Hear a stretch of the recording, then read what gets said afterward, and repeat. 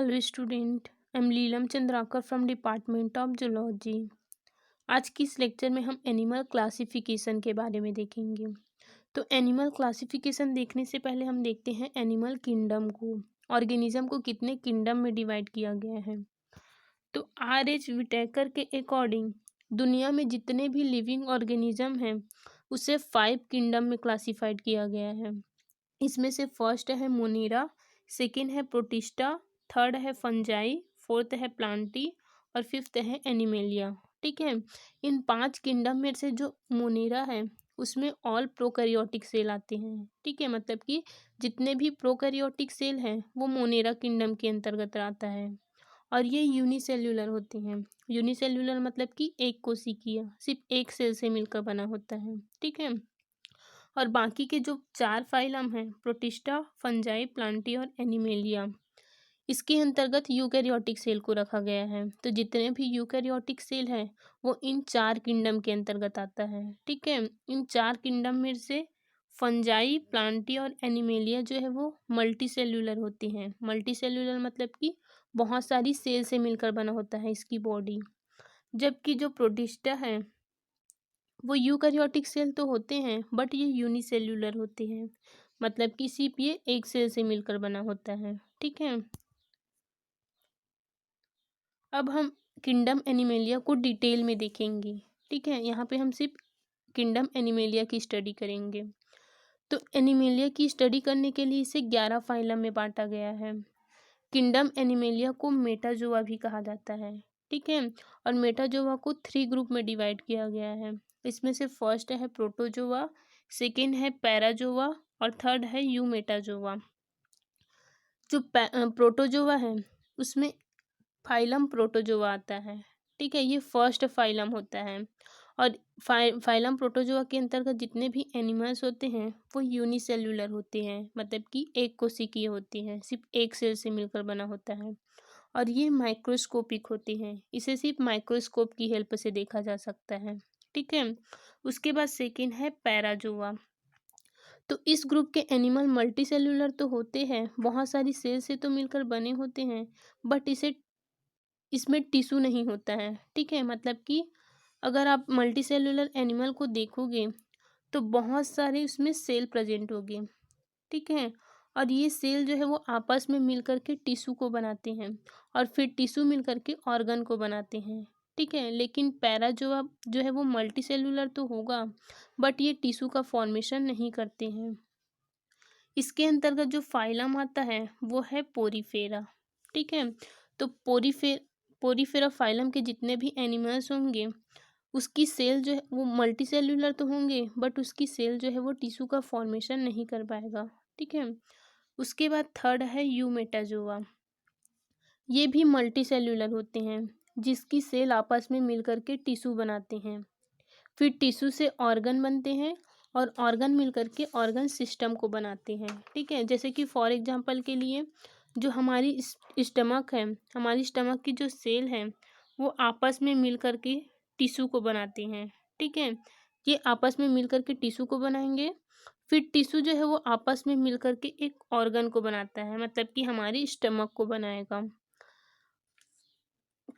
तो स्टमक एक digestive system है। ठीक है, ये डाइजेस्टिव सिस्टम के अंतर्गत आता है। तो जितने भी ऑर्गन हैं जो कि डाइजेशन से रिलेटेड हैं उन्हें एक साथ ऑर्गन सिस्टम या फिर डाइजेस्टिव सिस्टम कहा जाता है। तो इसी प्रकार से, और जैसे कि यहाँ पे हो गया पैंक्रियास। ठीक है, ये भी डाइजेस्टिव सिस्टम के ऑर्गन हैं। तो ये ऑर्गन मिल करके एक ऑर्गन सिस्टम को बनाते हैं। ठीक है। ऐसे करके हमारे बॉडी में अलग अलग सिस्टम हैं, जैसे कि रेस्पिरेटरी सिस्टम हो गया, सर्कुलेटरी सिस्टम हो गया, यूरिनरी सिस्टम हो गया। और ये सारी सिस्टम मिलकर के एक ऑर्गेनिज्म को बनाती हैं, एक एनिमल को बनाएगा। ठीक है। तो हम पूरी सेल से बने हुए हैं। ठीक है। तो यूमेटाजोआ जो है वो मल्टी सेल्यूलर होते हैं।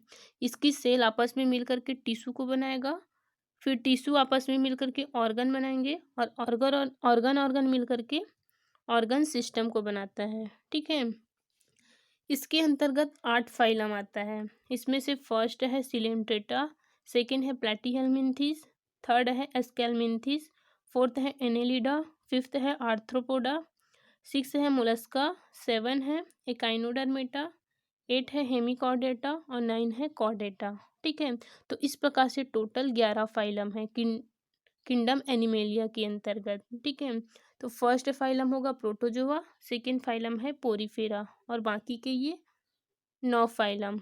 ठीक है, अब इन 11 फाइलम में से प्रोटोजोआ से लेकर के प्रोटोजोआ, पोरीफेरा और ये 8 फाइलम हेमिकॉर्डेटा तक, इसको इनवर्टिब्रेट में रखा गया है। ठीक है, ये 10 फाइलम जो है वो इनवर्टिब्रेट एनिमल के अंतर्गत आता है और बाकी जो कॉर्डेटा है वो वर्टिब्रेट एनिमल के अंतर्गत आता है, इसको वर्टिब्रेट में रखा गया है। ठीक है,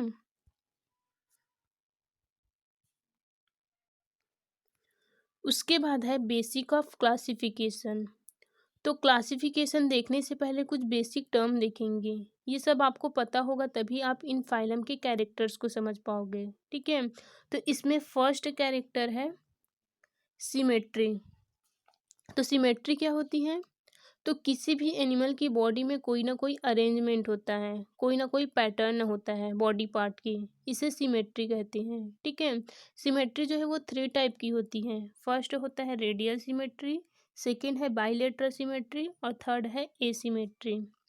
तो इसमें फर्स्ट हम देखते हैं रेडियल सिमेट्री को। तो लॉन्गिट्यूडनल एक्सिस के अराउंड किसी का बॉडी पार्ट कैसे अरेंज है, मान लो फॉर एग्जांपल के लिए यहाँ पे स्टार फिश दिया हुआ है। ठीक है, ये स्टार फिश का सेंटर पार्ट है, इसे सेंट्रल एक्सिस कहा जाता है और इसके बॉडी में इस प्रकार से भुजा निकली होती है। ठीक है, तो अगर स्टार फिश को चारों तरफ,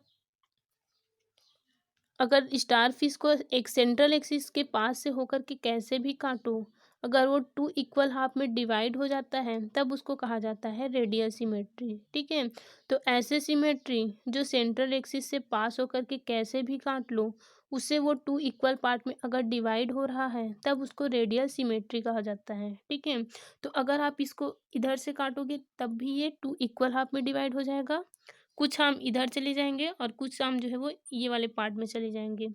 अगर इधर से काटोगे तब भी ये 2 इक्वल हाफ में डिवाइड हो जाएगा। ठीक है, या फिर इधर से काटोगे तब भी ये 2 इक्वल हाफ में डिवाइड हो जाएगा।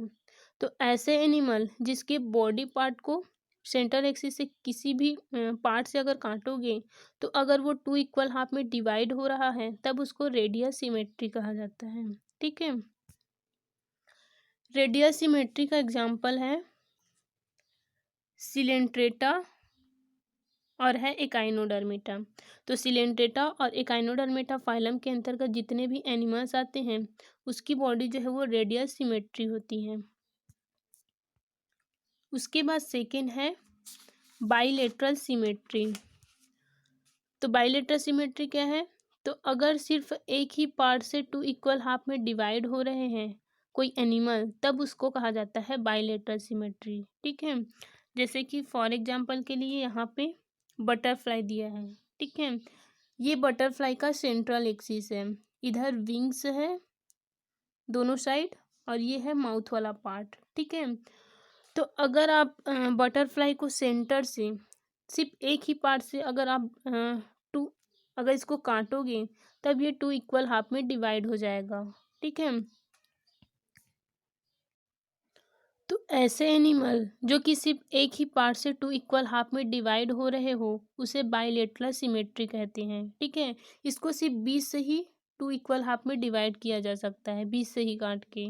अगर आप इसको ऐसे काटोगे तब ये इक्वल हाफ में डिवाइड नहीं होगा। ठीक है, क्योंकि इधर इसका माउथ वाला पार्ट आ जाएगा और इधर इसका माउथ वाला पार्ट नहीं आएगा, तो ये 2 इक्वल हाफ में डिवाइड नहीं हो रहा है। ठीक है, इसका एग्जाम्पल है एनेलिडा से लेकर कॉर्डेटा तक के जितने भी एनिमल्स हैं वो बाइलेटरल सिमेट्रिकल होते हैं। ठीक है, उसके उसके ऐसे एनिमल के सिर्फ एक ही पार्ट से इसको 2 इक्वल हाफ में डिवाइड किया जा सकता है। ठीक है, इसको कहा जाता है बाइलेटरल सिमेट्री।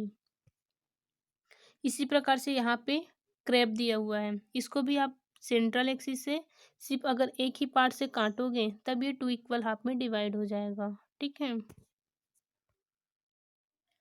उसके बाद है एसिमेट्री। तो जब आप किसी एनिमल को टू इक्वल हाफ में डिवाइड नहीं कर सकते तब उसको कहा जाता है एसिमेट्री। ठीक है, आप इसे सेंट्रल एक्सिस से कहीं से भी काट लो, ये टू इक्वल हाफ में डिवाइड नहीं होता है। इसका एग्जाम्पल है पोरीफेरा, पोरीफेरा फाइलम, या फिर इसको स्पंज भी कहा जाता है। तो पोरीफेरा फाइलम के एनिमल जो है वो एसिमेट्री होते हैं, इसके बॉडी को टू इक्वल हाफ में डिवाइड नहीं किया जा सकता किसी भी पार्ट से। ठीक है, जैसे कि फॉर एग्जांपल के लिए अमीबा ले लो, तो जो अमीबा की बॉडी होती है उसका शेप जो है वो उसका निश्चित शेप नहीं होता है। तो आप अगर इसको बी सेंटर से काटोगे तो ये टू इक्वल हाफ में डिवाइड नहीं होता है। ठीक है, तो अमीबा जो है वो एसिमेट्री का एग्जाम्पल है। उसके बाद देखते हैं सेकेंड कैरेक्टर्स को, जो है जर्म लेयर। तो कोई भी एनिमल्स हो वो प्रॉपर अपनी शेप में आने से पहले सेल की एक बॉल बनती है और वो कई चेंजेस के बाद 3 लेयर में डिवाइड हो जाती हैं, जिसे जर्म लेयर कहा जाता है। ठीक है, इनमें से जो फर्स्ट लेयर है, मतलब कि जो ऊपर वाली लेयर है, तो ये 3 जर्म लेयर में डिवाइड हो जाएगा, जिसमें से सबसे ऊपर वाली लेयर को एक्टोडर्म कहा जाता है, बीच वाले को मेसोडर्म कहते हैं और अंदर वाली को एंडोडर्म कहते हैं। ठीक है, तो जिसके पास ये तीनों जर्म लेयर बनती हैं वो सबसे एडवांस्ड एनिमल होते हैं। ऐसे एनिमल को ट्रिप्लोब्लास्टिक एनिमल कहते हैं। ठीक है, तो ट्रिप्लोब्लास्टिक एनिमल क्या है? तो ऐसे एनिमल जिसके बॉडी में ये तीनों जर्म लेयर प्रेजेंट हो, मतलब कि एक्टोडर्म, मेसोडर्म और एंडोडर्म, ये तीनों जर्म लेयर जिस एनिमल में प्रेजेंट होता है उसको ट्रिप्लोब्लास्टिक कहा जाता है। ठीक है, इसका एग्जाम्पल है फाइलम प्लेटीहेलमिन्थेस से लेकर के कॉर्डेटा तक के जितने भी एनिमल्स हैं वो ट्रिप्लोब्लास्टिक होते हैं। ठीक है, इसमें तीनों जर्म लेयर प्रेजेंट होता है। उसके बाद सेकंड है डिप्लोब्लास्टिक। तो इसमें सिर्फ 2 लेयर होती है, एक होता है एक्टोडर्म और सेकंड होता है एंडोडर्म। ठीक है, तो अगर इसके बॉडी को देखोगे तो इसमें सिर्फ 2 जर्म लेयर प्रेजेंट होगा, एक होगा एक्टोडर्म बाहर वाली लेयर और एक होगा एंडोडर्म जो कि अंदर की ओर प्रेजेंट होगा। ठीक है, और मेसोडर्म के स्थान में स्थान जो है वो खाली रहता है, ये जो स्पेस है वो खाली रहेगा, उसमें कोई सेल्स प्रेजेंट नहीं होता है और इसमें एक जेली भर जाती है, इसे कहा जाता है मेसोग्लिया। ठीक है, तो ऐसे एनिमल जिसमें एक्टोडर्म और एंडोडर्म 2 जर्म लेयर प्रेजेंट हो तो उसको डिप्लोब्लास्टिक कहा जाता है। ठीक है, इसका एग्जाम्पल है फाइलम सिलेंट्रेटा। फाइलम सिलेंट्रेटा के एनिमल जो है वो डिप्लोब्लास्टिक होते हैं। उसके बाद जो पोरीफेरा फाइलम है उसके पास में कोई जर्म लेयर नहीं होता है। ठीक है, इसमें ना तो एक्टोडर्म होगा, ना ही मेसोडर्म होगा और ना ही एंडोडर्म होगा। ठीक है, उसके बाद नेक्स्ट कैरेक्टर्स है सीलोम। तो सीलोम क्या होती है? तो किसी एनिमल का बॉडी जो है वो बॉडी वॉल से घिरा रहता है। मान लो कि किसी एनिमल की बॉडी है, मान लो ये ह्यूमन की बॉडी है। ठीक है, एब्डोमिनल वाला पार्ट है, तो इसकी बॉडी जो है वो बॉडी वॉल से कवर रहती है। तो ये चारों ओर से बॉडी वॉल से कवर होगा, तो इधर साइड भी बॉडी वॉल प्रेजेंट होगा। ठीक है, ये है बॉडी वॉल और ये है इसका डाइजेस्टिव सिस्टम। तो डाइजेस्टिव सिस्टम जो है वो माउथ से स्टार्ट होकर के एनस तक जाता है। ठीक है, एनस में ख़त्म होता है। तो इन बॉडी वॉल और डाइजेस्टिव सिस्टम के बीच में जो स्पेस होता है, यहाँ पे एक स्पेस दिखाई दे रहा है, इन स्पेस को सीलोम कहते हैं। ठीक है, जिसमें फ्लूइड भरा रहता है और इन फ्लूइड को सीलोमिक फ्लूइड कहा जाता है। तो ये जो सीलोम है, ये जो कैविटी है वो मेसोडर्म से लाइंड होता है, मतलब कि मेसोडर्म से घिरा हुआ रहता है। तो जिन एनिमल में मेसोडर्म प्रेजेंट होता है उसी के बेस पे सीलोम को 3 टाइप में डिवाइड किया गया है। इसमें से फर्स्ट है ट्रू सीलोम, या फिर इसी को सीलोमेट कहा जाता है। सेकेंड है स्यूडोसिलोमेट और थर्ड है एसिलोमेट। ठीक है, इसमें फर्स्ट हम देखेंगे सीलोमेट को।